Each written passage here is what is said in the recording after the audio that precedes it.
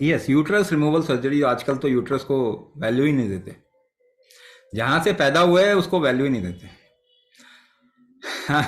जैसे ही मेनोपॉज होगा कहते हैं यूट्रस निकाल दो। सो ऐसा ही है जैसे कि you know, I tell you this is very interesting, you must know, आपको मालूम होना चाहिए।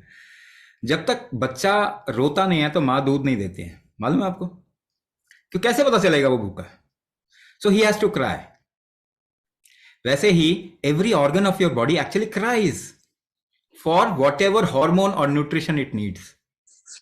अगर यूट्रस का, अगर हम एक फंक्शन हार्मोन के थ्रू देखें, तो हार्मोन फंक्शन के साथ में आपका यूट्रस अगर जुड़ा हुआ है, तो uterus has to cry for the proper flow of hormone.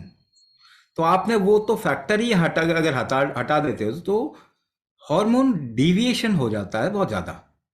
Now this is not what we are understanding the way we, allopathy के रिसर्च जो होते हैं ना, वो इस तरीके से होते नहीं है, और बहुत अच्छे रिसर्च भी नहीं होते, अभी बहुत होने चाहिए, है ना, उस एरिया में भी होना चाहिए।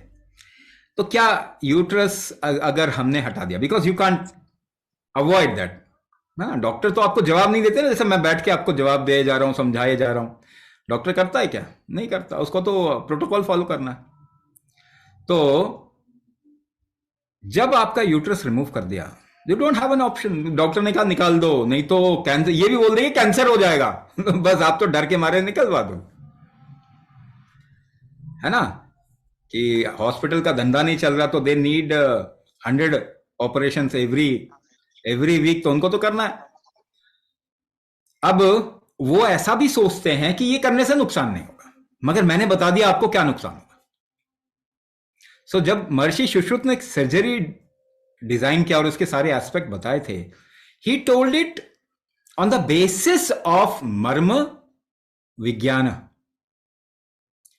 मर्म विज्ञान, तो हिपोक्रेटिस इंडिया आया, इतना तो बुद्धिमान नहीं होते ये फिरंगी, ये गोरे समझदार तो नहीं होते, मूर्ख प्रजाति है। तो जब आया तो सर्जरी, तो उसने सोचा कि सर्जरी तो उठा लिया, मगर मर्म का विज्ञान उसको समझ ही नहीं आया, इतनी बुद्धि नहीं थी। तो the whole surgery is devoid of मर्म नाउ। तो if you do not understand marma, surgery can actually distort and create problems in human life, either immediately or in long term. तो लॉन्ग टर्म तो कोई observe करेगा नहीं ना। सारे हमारे बड़े बड़े नेता किडनी ट्रांसप्लांट कराते हैं, फिर आराम से ऊपर चले जाते हैं, पर कौन बताएगा कि वो ट्रांसप्लांट करने से जा रहे हैं ऊपर? या आपके शरीर में प्रॉब्लम सर्जरी की वजह से आई है जो बचपन में करवाया था, कैसे पता चलेगा? नहीं पता चलेगा। So we are living in that kind of a world today. तो मैंने आपको बता दिया बहुत सिंपल टर्म्स में कि जब आप सर्जरी कराते हो तो what you lose, that demanding factor in your body that gets lost, then you will never be able to control your hormone function और other secretive function which uterus requires. फिर क्या करना पड़ेगा? आपको थोड़ा जोर लगाना पड़ेगा कि नहीं पड़ेगा वो ठीक करने के लिए, अपने आप नहीं होगा कभी भी ठीक। तो if your uterus is removed, if you have gone through surgery, इसीलिए हम क्या कह रहे हैं, रिहैबिलिटेशन, रिहैबिलिटेशन, रिहैबिलिटेशन करो। इसको हम क्या नाम दे रहे हैं? रिहैबिलिटेशन कह रहे हैं। कह रहे रिहैबिलिटेशन करना ही सर्जरी के लिए जरूरी है करना हो, जिसको भी जो भी सर्जरी हुई हो, रिहैबिलिटेशन तो करना ही चाहिए ना, क्योंकि वो फंक्शन को अगर आप एम्पावर कर देंगे थोड़ा तो आपको नुकसान नहीं होगा। उसी हार्मोन की वजह से क्या हो जाता है, हार्मोन फंक्शन बिगड़ता है, ऑस्टियोपोरोसिस हो जाती है फीमेल्स में, हड्डियां कमजोर हो जाती हैं। केवल हड्डियां कमजोर नहीं होती, आप देखेंगे उनका पूरा साइकोलॉजिकल डिसरप्शन हो जाता है ना। That is what you face after menopause also ना। मेनोपॉज में भी हार्मोन फंक्शन आपका बंद हो गया तो व्हाट इज द डिसरप्शन?